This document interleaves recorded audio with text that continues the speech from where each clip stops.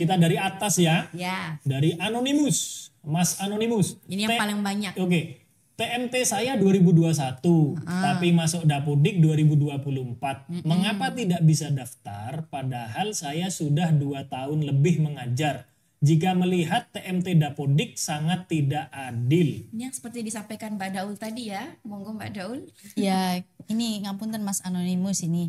Nah, karena ini ketentuan dari Kementerian Pendidikan itu harus sudah terdata di Dapodik dari 2 tahun. Jadi di tahun 2024 ini harus sudah mengajar 2 tahun. Jadi di tahun 2022 ya harusnya masuk Dapodiknya. Ya, jadi ngapunten sangat Mas Anonymous ini kalau yang bersangkutan itu TMT-nya 2021 tapi masuknya 2024.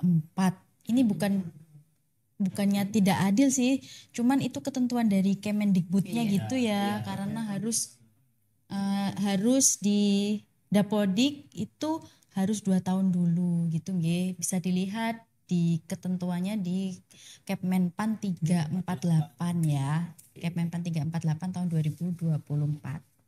Oke, yang kedua. Oke, lanjut dari Mas Anonymous lagi. Rajin bertanya Mas Anonymous ya. Kenapa yang Dapodik 1 tahun tapi sudah aktif mengajar 2 tahun lebih tidak bisa daftar P3K padahal syaratnya aktif mengajar minimal 2 tahun berturut-turut, bukan aktif Dapodik 2 tahun berturut-turut. Nah, ini harus baca lagi nih Mas Anonymous yang kedua ini karena di Kepmenpan 348 itu harus daftar di Dapodik ya. Betul. Kayaknya sama ini Mas Anonymous ini. Iya. Pertanyaannya sama ya jawabannya ya. Mas Bahtiar. Sekarang Mas Bahtiar. Oh sama ya. Sama Mas Anonymous lagi sama Dapodik ya. Nah, ini Mas Anonymous yang selanjutnya ini Mas Faris. 37 menit. Jika misalkan beberapa formasi tetap kosong, tidak ada lagi yang mendaftar, apakah lulusan PPG yang notabene prioritas terakhir di bawah honorer bisa mendaftar? Sepertinya semuanya ini ya, karena kemarin itu malah lebih-lebih yang daftar ya, nggak ada formasi kosong ya kalau yang P3K ini ya. Iya. Karena nanti kalau yang nggak diisi di periode 1 bisa diisi di periode kedua. Iya, kayaknya nggak ada yang kosong. Masih kosong ya. Yang kosong. Oke, lanjut. Izin bertanya, apakah di Januari 2025 non-ASN harus sudah selesai? Lantas jika formasi di tahap 1 sudah terisi semua, lalu apa tujuan dari tahap 2 ini? Apa, Kak? Oke. Jadi ini berkaitan dengan yang P3K paruh waktu mungkin ya Mbak Daul ya. Jadi tadi kan misalnya formasi pada periode 1 sudah terisi semua. Lantas untuk apa yang periode tahap 2 ini? Untuk apa P3K yang tahap 2 ini? Periode 2 ya. Periode 2. Nah, jadi itu nanti Bapak Ibu bisa dapat dipertimbangkan untuk paruh waktu. Jadi pokoknya diselesaikan dulu dengan statusnya non ASN itu selesai dulu. Karena tahun 2025 kita belum tentu dan kita juga belum tahu kebijakannya seperti apa. Apakah ada lagi non ASN atau dihilangkan atau mungkin cuma ganti nama. Itu kita belum tahu kebijakannya seperti apa. Jadi ini kata Mas Hacma ini sudah kebijakan paling enak ya Mbak ya. Sudah kebijakan paling enak, tinggal datang tes jadi P3K. Tapi ada 2, P3K full time dan juga P3K part time atau paruh waktu. Nah, jadi nanti bagi teman-teman yang tidak mengisi pada formasi periode 1 bisa nanti dipertimbangkan menjadi P3K paruh waktu seperti itu. Jadi bukan hal yang sia-sia untuk tes. Pokoknya Anda datang tes mengerjakan soal jadi P3K. Seperti itu alurnya. Ya, jadi kalau sudah terisi semua di periode 1, untuk apa ada pendaftaran P3K di periode 2? Itu untuk memperbesar peluang non ASN yang ada di Pemprov Jawa Timur untuk menjadi ASN. ASN di sini dalam arti P3K ya. Gitu. Jadi fungsinya itu dengan diadakannya periode 2. Kan belum tentu juga. Kita juga nggak tahu periode 1 ini apa keisi semua formasinya apa enggak, kan kita belum tahu. Toh SKB-nya untuk periode 1 belum terlaksana. Gitu ya. Mas Anonymous lagi, rajin bertanya Mas Anonymous ini. Apakah selain pegawai honorer saat ini sebagai pegawai swasta dapat mendaftar P3K gelombang 2? Tidak bisa jawabannya. Jadi tadi sudah dijelaskan tadi sebelum ini ya, yang bisa mendaftar periode 2 adalah non-ASN yang sudah masuk pendataan BKD Provinsi Jawa Timur. Apa bukti pendataannya? Sudah mendapat NIP GTT atau NIPTT. Itu ya. Itu biar tahunya di mana? Di aplikasi non-ASN yang ada di BKD Provinsi Jawa Timur. Gitu. Pokoknya Jadi sudah pegawai, 2 tahun bekerja gitu ya, Mas, Iya. di instansi pemerintah. betul, pegawai swasta tidak bisa mendaftar. Iya. Kenapa nggak daftar di CPNS aja kemarin, Kak? Gitu. Oke, dari Mas atau Mbak, dari Kak aja ya, Kak Yanin. Jika saat pendaftaran periode 1 namun belum selesai, apa bisa daftar di periode 2? Sudah coba dengan akun baru namun NIK terkunci. Jika akun lama ada keterangan waktu habis. Gini, mungkin sama dengan contoh kasus yang diceritakan Mbak Daul tadi ya. Dia ini mendaftar periode 1. Dia punya hak untuk mendaftar periode 1. Cuman lupa submit. Apa gitu ya Mbak Yanin ya? Iya, mungkin Mbak Yanin ini dari kemarin ya daftarnya ya. Kalau kemarin kan mungkin belum dibuka ya yang periode kedua Periode ya. 2 belum. Iya, coba lagi di rentang waktu rentang waktu pendaftaran yang periode kedua itu bisa di pakai akunnya yang pas periode pertama mendaftar Iya, iya. Mas Faris ya. Mbak Ayu. Ini juga Mbak Yanin ini kok pertanyaannya juga saya ingin bertanya juga ke Mbak Yanin benernya. Nanti nanya di rumah ASN aja ya. Ini sudah coba dengan akun baru. Kok bisa buka akun baru? Kan NIK-nya sama. Apa jenengan punya NIK 2? NIK terkunci itu Mas Haris ada. Namun NIK terkunci berarti Iya. masih Pak, jadi nggak bisa. Terus dia buat akun baru. Belum selesai ya. Iya, oke, mungkin nanti untuk pertanyaannya Kak Yanin bisa diteruskan di rumah ASN aja ya. Kita juga masih agak bingung dengan pertanyaannya Mbak Yanin ini. Nah ini yang anonimus lagi kerja. Ini Mas Faris Kerja di lingkungan pemerintah tapi di instansi belum ada formasi. Kemarin daftar CPNS tapi nggak lolos. Apa bisa daftar P3? Tidak bisa. Tidak bisa. Ya. Hanya satu jenis kepegawaian ya, CPNS atau P3K. Jadi pelamar itu hanya bisa melamar pada formasi CASN pada satu tahun formasi itu ya. 1 tahun formasi CASN itu ada CPNS, ada P3K periode 1 dan P3K periode 2. Jadi hanya bisa memilih salah satu dari itu. Oke, terus lanjut dari Mas Berkah Akbar. Saya lulusan teknik dan TMT 2022 di SMA. Nanti kok hilang? Mana tadi? Saya lulusan TMT teknik. di SMA Mapel TIK. Apakah saya bisa mendaftar P3K 2024? Jika bisa, saya harus mendaftar sebagai guru atau teknis. Nah Masnya terdaftar di Dapodik apa enggak ya? Nah, lanjutan pertanyaan saya tadi. Saya tidak bisa melanjutkan pemilihan P3K guru dan apa? Dan terdaftar sebagai guru di Dapodik. Mohon arahannya. Ini sepertinya daftar di Dapodiknya belum 2 tahun ya. Dan baru lulus juga. Ini tidak bisa.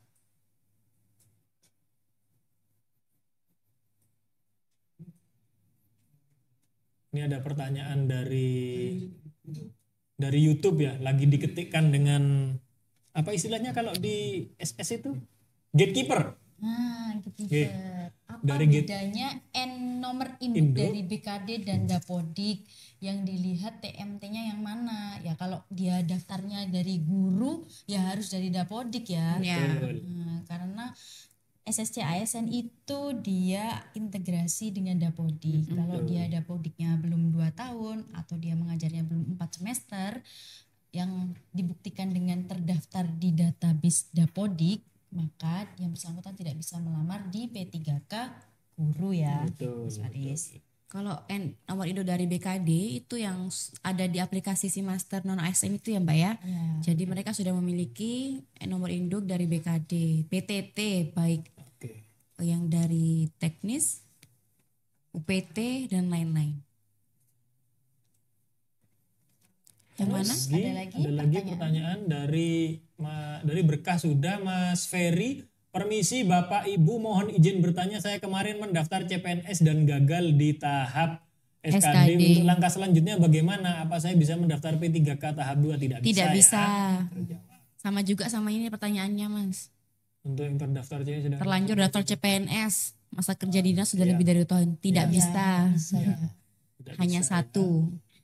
Kayaknya udah pertanyaannya sama semua. Bolehkah menggunakan format pada periode 1 Mbak? Karena ada sedikit perbedaan. Nah, karena Mas Anonimus ini sudah tahu ya ada sedikit perbedaan, jadi pakai yang periode 2 aja ya. Iya. Jangan mengadu nasib ya. Iya, Mas. Jangan Mas mengikuti. Anonymous yang 21 hour ago itu bolehkah menggunakan format surat lamaran dan pernyataan periode 1 untuk mendaftar P3K periode 2 karena ada sedikit berbeda. Harus pakai yang periode kedua nggak sih? Iya, karena Iya, tanggalnya juga ya. Iya.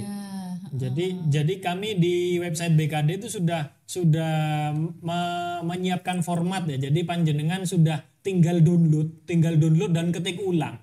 Jadi tinggal ketik ulang, print, tanda tangan, scan, upload. Iya, tinggal download aja. Iya, ya, Mas tinggal Faris, ya. download, tinggal download. Jadi minim effort ya, Iya. tinggal download.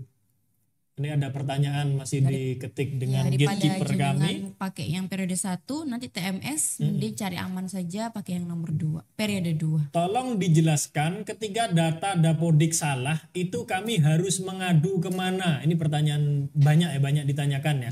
Jadi jenengan ditanyakan ke operator sekolah untuk merubah. Kalau operator sekolah tidak mampu ke cabang dinas. Kalau ke cabang dinas tidak mampu ke induk. bidang GTK ya. Ke bidang GTK spesifiknya ya. Jadi langkah pertama ke operator sekolah aja. Kalau ke operator sekolah tidak bisa, ke cabang dinas. Kalau ke cabang dinas tidak bisa, ke dinas pendidikan, spesifiknya di bidang GTK. Gitu ya. BKD tidak punya kewenangan. BKD tidak punya kewenangan ya. Jadi dikoordinasikan aja dengan dinas pendidikan. Lanjut. Mana ini? Izin bertanya, kriteria pelamar P3K tahap 2 seperti apa? Tadi Bisa sudah dilihat dijelaskan di, ya. Pengumumannya ya di website ya. Bisa lihat di Untuk pengumuman. lebih Tadi jelasnya juga itu. tadi. Iya, juga sudah betul. Sudah dijelasin ya. dibacakan tadi. Sudah dibacakan. Untuk yang bekerja di instansi pemerintah minimal 2 tahun berturut-turut non ASN. Lanjut. Untuk riwayat pekerjaan lebih baik upload SK pembagian tugas kolektif yang tanda tangan Kepsek atau surat perjanjian kerja. Riwayat pekerjaan ini yang Kontrak ya, tulisnya, yang kontrak yang ditandatangani oleh yang memberikan gaji. Nah, Nah, gitu ya. Iya. Nah, terus ada kayak nominal gajinya berapa, terus biasanya ada pasal-pasalnya gitu ya di Nah, kontraknya ya. Tuh. Atau kalau yang guru bisa pakai juga yang diupload dari SK Group. Nah, itu bisa diupload. Itu yang bisa diupload juga. Ada lagi, Mas Faris? Apa ini? Yang bekerja di lingkungan pemerintah bisa mengikuti P3K. Dari outsourcing ya. Selagi terdaftar ya. Betul, selagi Kalau terdaftar. outsourcing Lagi terdaftar dan memiliki NIP tadi itu ya Mbak ya, dan sudah bekerja minimal 2 tahun itu bisa mendaftar buat selagi aku. terdaftar di database BKD nggak ya? Ya BKD Yang kemarin yang didata. sudah didata. Betul. Dan juga mendapat izin dari kepala dinasnya Iya, betul. atau Kepala pimpinan PPK-nya. bekerja. Betul. Lanjut lagi. Bolehkah memakai ijazah S1 tetapi tidak Dapodik terdaftar SMA? Harusnya kalau data di Dapodik itu harus S1 nggak sih karena dia guru. Iya, Di guru. betul. SMA itu apa ya? Kok bisa Harusnya terdaftar di seperti Dapodik itu. tapi SMA mungkin bisa Mungkin belum di-update datanya iya, lagi Update ya ya, di operatornya. hubungi lagi. operator sekolah. Tadi seperti yang disampaikan Mas Faris ya. Karena Kemudian daftar di P3K guru nggak bisa kalau pakai ijazah SMA gitu ya. oke, cukup jelas ya. Lanjut. Saya kerja di salah satu SMA sebagai PTT. Saya mau ikut P3K tahap 2. Formasinya di Dinas Pendidikan. Formasinya untuk sekolah seperti periode 1 di Capdin ya Mbak ya. Iya harus Bisa harus cabang mendaftar di dinas. Capdin. Emang tidak ada formasi yang dikhususkan di sekolah karena itu akan mengakibatkan banyaknya formasi nanti ya Bapak Ibu. Jadi kebijakannya semuanya dialihkan ke cabang dinas. Jadi untuk jenengan yang kerja sebagai TU mungkin di SMA itu bisa mendaftar di cabang dinas. Bisa lintas cabang dinas, misalnya cabang dinas Banyuwangi daftar di cabang dinas Pacitan itu bisa. Yang tidak boleh itu daftar di Dinas Pendidikan, induknya. Tadi kan pertanyaannya seperti itu ya. PTT SMA daftar di Dinas Pendidikan, jawabannya tidak bisa. Harus di cabang dinas. Apabila ditemukan nanti daftar di Dinas Pendidikan, induk khususnya, maka akan dinyatakan tidak memenuhi syarat. Jadi sayang ya Bapak Ibu kalau sudah memenuhi semua persyaratannya, tetapi salah milih instansi, itu akan di TMS. Sayang sekali, jadi mending dari sekarang dipersiapkan untuk mendaftar sesuai yang dipersyaratkan. Untuk SMA daftarnya di cabang dinas. Oke, ini di YouTube juga banyak pertanyaan dokumen hilang ya. Tapi ini satu saya pilihkan pertanyaan dari Pak Presiden Madura.